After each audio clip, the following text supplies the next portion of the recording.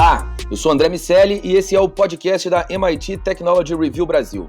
Hoje, eu, Carlos Aros e Rafael Coimbra vamos falar sobre a nossa primeira edição impressa.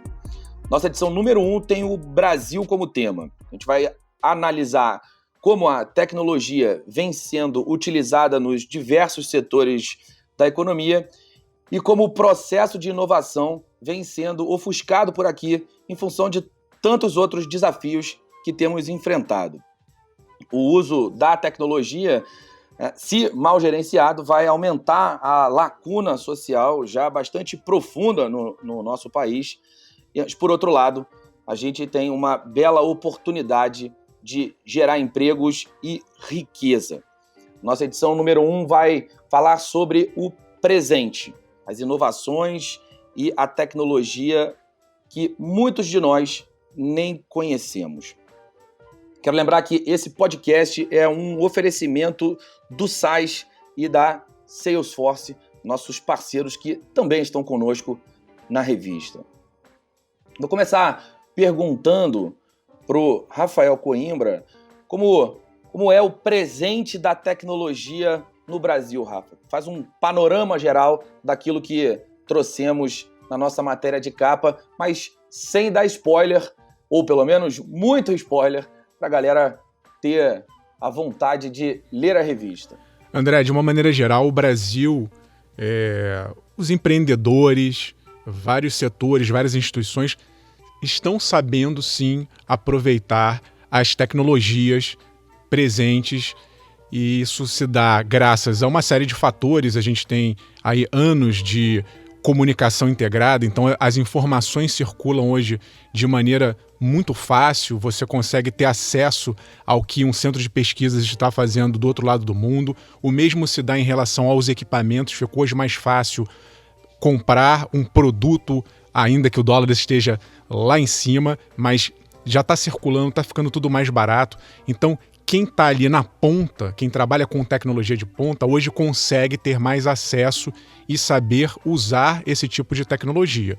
O que está faltando, o que a gente começa a perceber cada vez mais, é que não há um ambiente, muitas vezes, do ponto de vista do governo, que estimule mais essa geração de valor por meio da tecnologia, e também a gente não encontra pessoas bem preparadas, né, a quantidade suficiente para que trabalhe com essa tecnologia. Se a gente for analisar o PIB do Brasil, a economia, a gente tem ali os grandes setores, a agropecuária, a indústria e os serviços. Vemos que na agropecuária está muito bem, né, tem uma reportagem lá legal sobre o setor que está investindo muito. O Brasil é líder mundial em várias áreas da agropecuária usando tecnologia, a indústria mais ou menos, só que o grosso da economia, a maior parte, é composta pelo setor de serviços. É ali que se dá, né, que a movimentação do dinheiro acontece no Brasil e em boa parte do mundo. O mundo está migrando para o setor de serviços. E é nessa área maior, enorme, que a gente tem que saber usar mais, avançar mais, porque é dessa área que a gente vai depender. Então você tem ali inteligência artificial, que por um lado vai gerar emprego, por outro lado vai tirar o emprego de ações, né, funções que são facilmente automatizáveis. Por isso que eu estou aqui ressaltando a necessidade da gente também, junto com o uso das tecnologias, da compra da tecnologia, treinar os nossos trabalhadores para que eles consigam fazer valer o bom uso dessas tecnologias. Um outro aspecto interessante, André e Rafa, que a gente encontra como ponto comum entre as reportagens e os artigos dessa primeira edição da Technology Review aqui no Brasil, é o fato de que a gente não está falando sobre cenários muito distantes, a gente está falando só sobre a necessidade de aproveitar oportunidades, né? O Capra traz um artigo super interessante falando sobre os dados, né? E como cada vez mais a necessidade de utilizá-los da maneira correta e de se apropriar de todos os recursos, as ferramentas da ciência de dados aqui no Brasil se torna imperativo. Uma questão de surfar na onda desse momento, de entender que o mundo precisa cada vez mais dessas informações, de inteligência sobre essas informações. Na mesma medida, o Rafa fala sobre a necessidade de tomar decisões com base em algumas etapas simples que ajudam a definir estratégias de maneira mais assertiva, né? O grande ponto é, já que tomar a decisão é inevitável, por que não usar de uma estratégia bastante assertiva, de elementos bastante completos, para você poder tomar a melhor decisão possível? E tudo isso, basicamente, a gente está falando sobre o timing, o momento em que as coisas precisam acontecer e o momento em que as coisas acontecem, né? Acho que a síntese de tudo que a gente pode observar quando termina a revista, né, de ponta a ponta, é a de que tem muita coisa acontecendo, muitas oportunidades sobre a mesa, e o Brasil precisa saber quais oportunidades abraçar para conseguir manter o ritmo de crescimento, conseguir se manter relevante em um período em que cada vez mais a gente vai ter uma competição do ponto de vista econômico, mas sobretudo do ponto de vista da inovação, mais e mais e mais acirrada. Então, tem um panorama absolutamente positivo, as perspectivas são ótimas em diferentes setores, há desafios, nem tudo é um mar de rosas, evidentemente, e a matéria de capa mostra isso, né, de que a gente tem que olhar o copo meio cheio no que diz respeito à tecnologia e inovação aqui no Brasil, mas a gente não pode esquecer que há desafios que precisam ser superados, e há caminhos possíveis para superar. Nenhuma das barreiras são intransponíveis ali, nenhuma delas é impossível de ser vencida, mas que é preciso fazer tudo isso no momento certo, e o momento é esse. Acho que esse é o grande recado, em síntese, que quando a gente olha assim, cada uma das matérias, os artigos somados, fica fácil da gente entender. Só complementando, Aros, você está falando aí nessa competição, e eu queria destacar que a competição hoje é global. Tem outra reportagem interessante sobre os unicórnios brasileiros. Para quem não está familiarizado com o termo, são empresas que têm valor de $1 bilhão e a gente já tem nossos 12 unicórnios.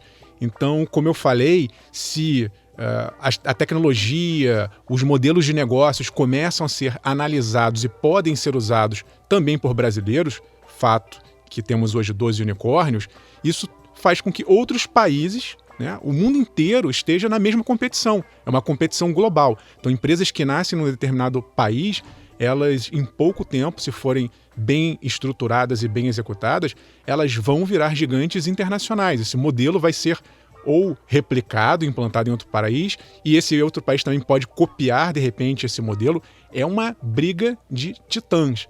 Então, é importante também que as empresas brasileiras, as que estão nascendo agora, nesse presente que a gente tanto fala, elas já nasçam com uma visão global, sabendo que a oportunidade é global e o desafio também de enfrentar os concorrentes vai ser global. E nesse mapa de inovações e aplicações tecnológicas que já acontecem no nosso país e muitos não conhecem, vale um destaque para o setor agro, que é certamente o principal motor da nossa economia, especialmente quando falamos sobre as relações internacionais do Brasil, e também sobre o setor de saúde.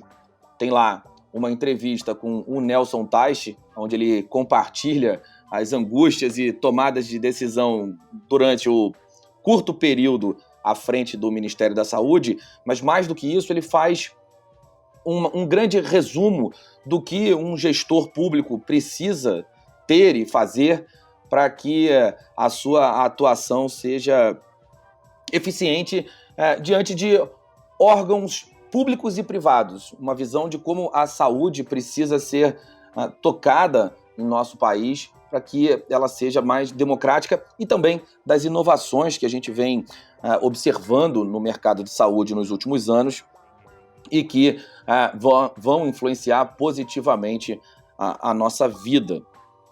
Nesse conjunto de artigos, acho que vale também um destaque para o material que a Nina da Hora fez, a Nina que já esteve aqui conosco em outros podcasts, 2 outros podcasts, um com a Ambev falando sobre criatividade e o outro falando sobre inteligência artificial e preconceito.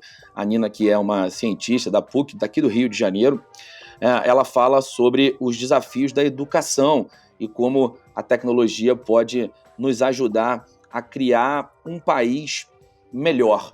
A ideia da nossa revista é trazer uma visão otimista sobre o uso da tecnologia no Brasil. É claro, tendo junto dessa visão otimista uma visão realista. É claro que temos problemas, é claro que temos muitas oportunidades para melhorar, mas já acontece muita coisa legal aqui no Brasil e é importante que as pessoas saibam e também se preparem para o futuro. Além do material, o artigo que o Rafa escreveu, como o Aros disse, tem o artigo que o próprio Aros fez, que fala sobre os próximos passos, depois da digitalização, depois do processo de adequação da tecnologia na sua empresa, o que você precisa fazer para dar, enfim, continuidade. E eu trouxe um artigo falando sobre o home office, sobre a cultura de inovação e a importância que essa cultura de inovação tem para que as empresas se mantenham competitivas também nesse novo cenário. Tem um ponto aí da tua fala, André, que é sobre a visão otimista e ao mesmo tempo realista.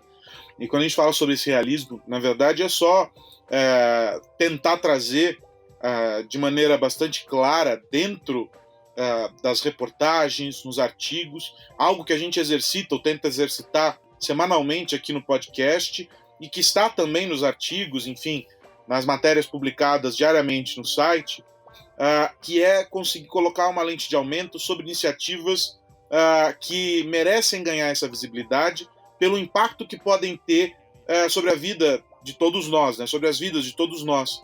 A Nina, por exemplo, no artigo dela, cita o Centro de Inovação para a Educação Brasileira e uma proposta curricular tecnológica, de educação tecnológica, para tentar fazer um reboot na educação aqui no Brasil e trazer elementos do digital para esse processo absolutamente analógico e que se mostrou ainda mais analógico durante a pandemia, apesar das aulas acontecerem por meio de videoconferência.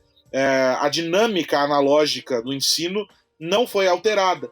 E é sobre isso, não é, que a Nina discute, e sobre a necessidade de trazer o pensamento digital para dentro da educação, o pensamento computacional, não é, como uma habilidade importante para esse momento que a gente atravessa. E na mesma medida, a provocação que você faz sobre o home office e como as empresas percebem os efeitos positivos, os efeitos negativos, e a grande mensagem é: que lições a gente tira disso para o amanhã, né? Acho que é uma revista que trata do presente, mas olhando muito para o próximo passo, promovendo perguntas sobre o que virá a partir de cada tópico, né? Sobre cada um dos tópicos que a gente levanta. Acho que quem for ler e ouvir o podcast antes da leitura pode já ser uma forma de sugestionar, né? Fazer uma leitura guiada, mas eu acho que tem que ler com esse olhar.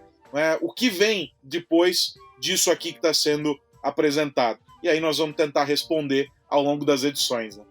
E essa visão do o que vem pela frente, ela só vai ser possível se você tiver uma visão muito clara do que é o presente. Daí a nossa preocupação de falar sobre o que está acontecendo. A gente tem vivido um momento muito turbulento em relação à definição do 5G. Agora, falando de tecnologia e saúde em geral, com a questão da vacina, a gente demorou muito para resolver as questões da Autoridade Nacional de Proteção de Dados, de LGPD, e acaba que, pela relação da mídia com o governo e pela hesitação, em alguns momentos, do próprio governo, o que chega, de uma maneira geral, chega sempre com um viés negativo. E é importante que a gente ressalte as características e iniciativas positivas que o Brasil tem, os 12 unicórnios, aos quais o Rafa se referiu, são um belíssimo exemplo disso. São 12 empresas valendo mais de $1 bilhão de tecnologia, que tem a tecnologia como base do negócio, que são recém-nascidas praticamente, empresas jovens que tiveram um valuation, e vou falar, nesse caso, um valuation muito mais real, muito mais palpável do que muitos unicórnios americanos têm. Quando a gente olha os resultados operacionais das empresas que têm essa avaliação aqui no Brasil, é claro que nem todas dão lucro, é claro que algumas ainda estão com um modelo de negócio sendo redefinido, mas a gente consegue entender como elas operam e como elas vão ganhar dinheiro no futuro, o que nem sempre acontece com empresas americanas que vivem ali também muito em função daquela famosa maquiagem que os analistas, quando vão abrir o capital da empresa e as consultorias que participam desse processo, acabam fazendo na história que é contada para o mercado, para que o mercado compre a perspectiva de futuro sem que necessariamente esse presente esteja estabelecido. É um mercado de uma bolsa muito mais agressiva do que a nossa e, portanto, mais sujeito a risco nesse aspecto. E aqui no Brasil, a gente precisou criar companhias mais bem estruturadas em relação ao presente para que esse futuro tivesse uma avaliação diferente. Aí, é claro, entram o câmbio, as condições macroeconômicas, existem outras razões pelas quais essas empresas viraram unicórnios, mas é interessante ver esse processo, debater o percurso dessas empresas e, de alguma maneira, contribuir para que novos unicórnios apareçam também. Ainda em cima do futuro, André, é importante que todo mundo, né, setor privado e governo, entendam que a gente nunca vai saber exatamente o que vai acontecer ali na frente, mas tem que estar com uma mentalidade, você cita isso também no seu artigo, ágil, né, flexível, olhando sempre um passo à frente. São esses setores, são essas empresas com essa visão mais estratégica de, na hora que pintar uma oportunidade, agir de maneira rápida e consistente, são essas empresas que vão se dar bem. O Brasil tem uma característica, até por conta de alguns atrasos estruturais de anos, de ser muito reativo, né? Acontece alguma coisa lá fora, a gente reage aqui, se adapta, copia. Mas hoje há sim a possibilidade de nós sermos os protagonistas em várias áreas. O mesmo se dá em relação ao governo. O governo aqui, infelizmente, a gente está aí à beira de mais uma eleição, a gente está acostumado a pensar de 2 em 2 anos, 4 em 4 anos, são aqueles ciclos eleitorais, enquanto a gente deveria ter um grande projeto de nação olhando para 2030, 2040, que Brasil é esse que a gente quer construir, porque quando você alinha, claro, é bem previsível o futuro, mas se você dá um direcionamento do que você quer, onde você quer chegar, talvez isso faça com que as forças internas se coordenem e comecem a caminhar, ainda que variando ao longo do tempo, na mesma direção. Você tem toda a razão, Rafa, e isso vale para a questão dos unicórnios, como eu falei, mas para a tecnologia em geral, como você acabou de mencionar. Esse protagonismo que acontece em algumas áreas que acabam sendo mais nichadas, como o agro, por exemplo, ele pode, sem dúvida nenhuma, existir em outras questões. A questão da Covid trouxe algumas oportunidades para o cenário brasileiro que está acostumado a trabalhar com as vacinas. A gente tem um histórico interessante nesse campo e, de alguma forma, estamos participando até de processos diferentes, o que tem gerado parte das discussões governamentais aqui. Se a gente tivesse um pouco mais de alinhamento e um ponto que a gente também já trouxe aqui, se a tecnologia fosse pauta do programa de governo com mais frequência, ela certamente a gente teria a possibilidade de participar desse cenário global de uma forma mais eficiente. Eu vou só fazer uma ressalva, mais do que fazer parte do plano de governo, fazer parte do projeto de país, né? Os governos passam e o país fica. Exatamente.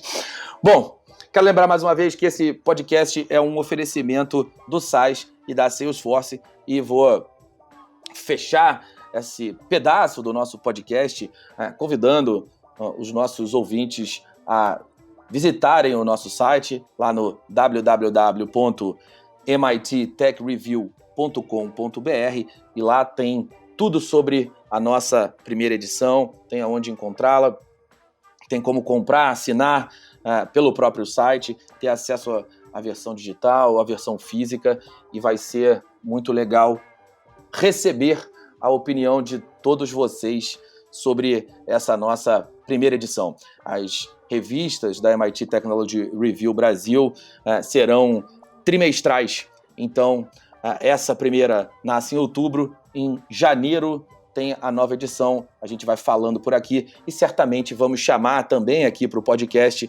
algumas das pessoas que participaram dessa primeira edição.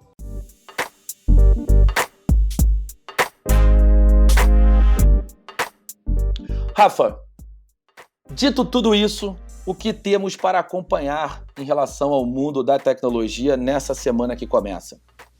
Um assunto muito pertinente do qual falamos há pouco. Foi enviado na semana passada para o Congresso Nacional um projeto de lei sobre o Marco Legal das Startups, né? Conhecido como Marco Legal das Startups. Então vai começar a tramitar agora e a gente tem que ficar de olho.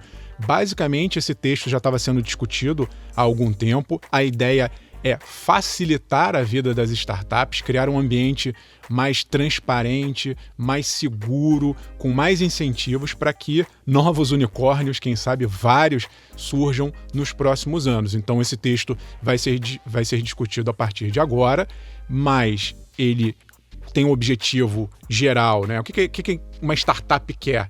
Ele quer um ambiente mais desburocratizado, mais segurança jurídica e mais incentivo fiscal. Se a gente conseguir essas três coisas, já ajuda muito. Então tem ali algumas previsões bem interessantes, define o papel do investidor anjo, o que ele pode, o que ele não pode, o que é uma startup, faz uma definição ali em termos de anos que a empresa foi criada, faturamento, mas eu, ouvindo, lendo quem participa do setor, e eu também concordo, ainda faltam alguns pontos a serem amarrados, né? Investir em startup é algo extremamente importante, o país precisa disso, como a gente acabou de conversar no podcast, mas não tem ainda, por exemplo, uma regulação trabalhista. Não está claro, por exemplo, se um trabalhador de uma startup pode entrar ali com ações de opções na empresa. Incentivo tributário também, o imposto que ainda se paga numa startup é grande. Se você for pensar que é uma atividade de extremo risco para quem está colocando capital ali, ainda está pagando muito imposto. Então, muitas vezes, o investidor ele prefere ir por uma coisa de baixo risco, que vai dar uma rentabilidade ainda que menor para ele, mas se ele olha para a startup e vê que ali é complicado demais em todos os sentidos, ele sai dali. E a gente precisa ainda melhorar esse ambiente. A gente está com uma taxa básica de juros de 2% ao ano. É um momento importante, né, de retomada de crescimento pós-pandemia, de investimento em quem pode dar retorno lá na frente, mas, como eu disse, é um investimento de risco. Startup está ali no início, muitas delas vão fechar, falir, mas as que sobreviverem vão gerar e dar um retorno muito importante para quem está colocando dinheiro ali. Então, vamos ficar de olho e cobrar das autoridades que essa lei, quando ela estiver pronta e aprovada daqui a pouco, há quem diga que até o fim do ano, mas eu acho que está mais para o fim, mais para 2021, porque a gente tem eleição no meio do caminho, mas quando ela for aprovada, que isso realmente gere um ambiente de fomentação das startups brasileiras. E é bem na linha que você fechou a sua fala, Rafa, a gerar o ambiente. Assim como eu falei e você também trouxe no meu artigo da Technology Review a que foi impressa, a nossa edição número 1, essa questão da cultura, do pensamento, é muito importante para que a gente tenha o desenvolvimento desse setor. O Brasil é, tradicionalmente, um país que tem taxas de juros muito altas. Por ter taxas de juros muito altas, quem tem dinheiro guardado, normalmente ganhou dinheiro no Brasil aplicando, rodando em empresas já estabelecidas, numa bolsa de valores que capengou durante muitos anos e basicamente comprando título público. Inclusive, boa parte do capital estrangeiro que o Brasil captou foi justamente na questão dívida pública. Então, esse processo de evolução precisa existir por completo para que o mercado financeiro olhe para essas empresas que estão nascendo com um apetite ao risco diferente do atual. É essa questão cultural que é fundamental. A gente está muito acostumado a investir e ter um retorno, ainda que pequeno, mas no longo prazo, quase que garantido. O investimento em startups definitivamente não funciona dessa maneira. Quando o retorno acontece, muitas vezes ele é em múltiplos muito significativos, mas muitas vezes vira pó, e é por isso que é tão normal que existam empresas como, por exemplo, a Sequoia Capital, que tem um portfólio muito grande, que pegam startups em momentos diferentes do seu processo de aceleração, e aí esse ecossistema passa por olhar para empresas que olham ali no seed, os primeiros movimentos da organização. Existem empresas que, de fato, participam desse processo de fomento, que os private equities que preparam as empresas para abertura de capital, e aí sim a empresa já madura na bolsa, e esse ecossistema ainda não está presente no Brasil de uma forma muito estruturada. A gente vai ter no Rio de Janeiro uma iniciativa que é o MIT REAP, o Regional Entrepreneurship Acceleration Program, que busca justamente criar esses ecossistemas, como existe o de biotecnologia em Boston, como existe o próprio Vale do Silício na Califórnia, as empresas de segurança reunidas em Israel.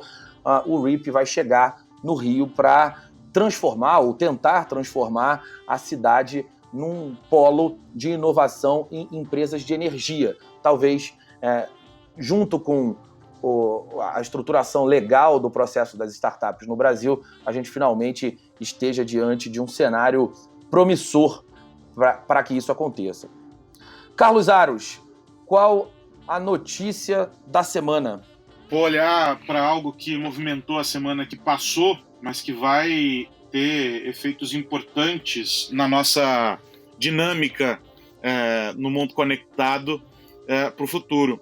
Esse embate de gigantes, o governo dos Estados Unidos contra o Google, a acusação de monopólio, uma investigação bastante extensa que coloca aí holofote sobre contratos que o Google mantém com parceiros para definir o buscador da empresa como ferramenta padrão para as buscas. E isso, claro, é um dos motivos para que a presença do Google seja muito importante no mercado de buscas, e aí isso tem efeito também sobre os contratos de publicidade e etc. Um movimento bastante duro do Departamento de Justiça americano, numa investigação que muito provavelmente não deve parar no Google, já que os contratos são estabelecidos com outras gigantes da tecnologia, e aí de monopólio, que é a alegação nesse caso, pode se esbarrar em algo que também vem sendo investigado. A gente já vem acompanhando depoimentos e as notícias que surgem a respeito desse assunto, que é a investigação da prática de truste pelas empresas de tecnologia, que adotam, a gente sabe, posturas bem agressivas para a preservação de mercado e para brecar o avanço da concorrência, e isso agora começa a ser observado pelo governo não com bons olhos. E tem uma questão nessa história. Essa postura do Google e esses negócios todos pode ser que não sejam ilegais, mas eles de alguma maneira vêm enfraquecendo a possibilidade de a concorrência se desenvolver. É óbvio, é evidente que se houver qualquer ilegalidade, o Google tem que ser punido, assim como todas as empresas envolvidas. Mas é muito importante que não se estabeleça aqui uma caça às bruxas que tem como alvo as empresas de tecnologia. É bastante preocupante que ações concentradas e direcionadas aconteçam, e a gente tem que cobrar esclarecimentos a respeito dessas ações e transparência no curso dessas investigações. O Google, evidentemente, nega também qualquer tipo de ilegalidade, então agora cabe às autoridades apresentar essas ilegalidades e provar que as ilegalidades existem. De um modo ou de outro, e a gente já discutiu bastante isso também, né, André? As empresas de tecnologia, independentemente da maneira agressiva como atuam, são grandes fomentadoras do ecossistema de inovação, promovem a injeção de muitos bilhões de dólares aí para pesquisa, para desenvolvimento, e isso tem alimentado esse ecossistema. A gente precisa saber se essa cadeia alimentar da tecnologia ela é sustentável, ela é saudável da maneira como está, ou não. Mas essa é uma outra discussão. O grande ponto é, as ilegalidades, se existem, precisam ser comprovadas e punidas. Mas a gente não pode estabelecer uma caça às bruxas e, às vezes, assim, de maneira muito sutil, parece que há uma escolha bem direcionada dos alvos. Eu tenho uma preocupação dessa relação Jeff Bezos e Donald Trump, e de que forma isso pode reverberar nesse cenário competitivo. O Trump tem argumentações bastante pertinentes em relação à questão tributária, que de alguma maneira a Amazon usa a seu favor, mas acima de tudo é bastante importante que a competição possa acontecer.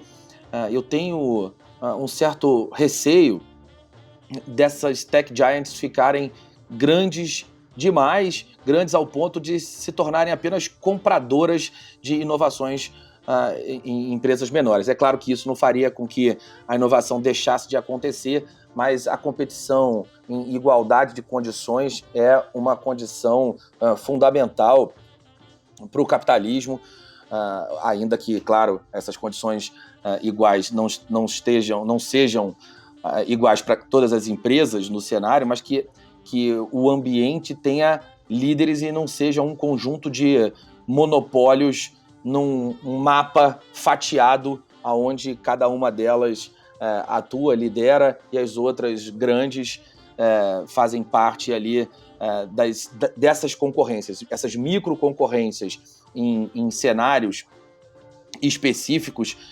Me parecem confusos. A priori eu sou contra qualquer intervenção do Estado em qualquer coisa, mas nesse caso eu entendo que o governo tem que ficar de olho, sim. Como você falou, Aros, é importante que as coisas fora da lei sejam punidas, mas o governo tem que olhar de perto para ver se realmente a lei está sendo cumprida, como eles estão fazendo nesse caso, mas se algum ponto precisa ser criado, desenhado para contemplar esse cenário que se desenha, mais ou menos como aconteceu com a Microsoft nos anos 90 na Europa. De alguma maneira representou um problema de curto prazo para a empresa, mas no longo prazo permitiu que a Microsoft olhasse para outros segmentos e a competição florescesse, e no final das contas quem ganhou fomos nós, os usuários.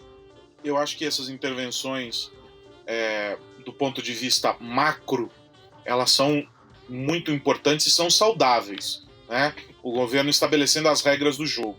O problema é interferir em ações específicas, olhando no micro.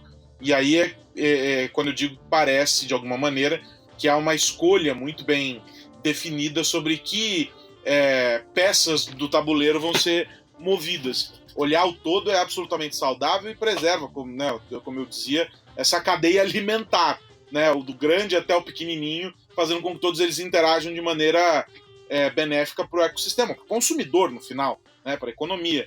Agora, primeiro de tudo, precisa provar a ilegalidade. É isso. Exatamente, Carlos Aros, concordo totalmente contigo, amigo.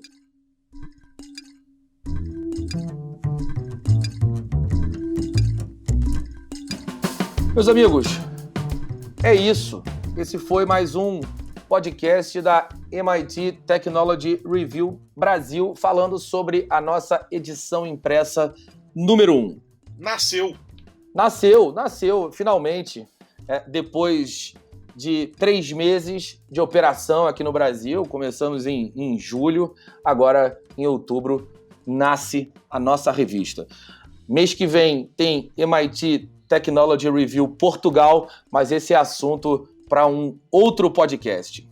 André, a revista nasceu e vai gerar filhotes, então eu já convido os nossos ouvintes, telespectadores, internautas, seja lá em que plataforma você estiver nos acompanhando, que você nos ajude a fazer a próxima edição, a edição de janeiro. A gente já vai começar a preparar a partir de agora. Se tiver ideia, qualquer sugestão, algum tema específico que você acha interessante a gente abordar, mande para a gente um e-mail lá para redação, redacal@mittechreview.com.br, ou deixe um comentário ali nas redes sociais para que a gente faça uma revista adequada, bacana, que seja interessante para você. Muito bem, Rafael Coimbra, exatamente. Um abraço para você e até semana que vem. Carlos Aros, até semana que vem, meu amigo. Até a semana que vem, meu amigo, para você, para o Rafa, para todos que nos acompanham e que podem continuar ligados na Technology Review, seguindo @MIT Tech Review nas redes sociais. Até a semana que vem. Para fechar, quero lembrar mais uma vez que esse podcast é um oferecimento do SaaS e da Salesforce. Meus amigos, semana que vem tem mais MIT Technology Review Brasil. Um abraço para todo mundo. Tchau.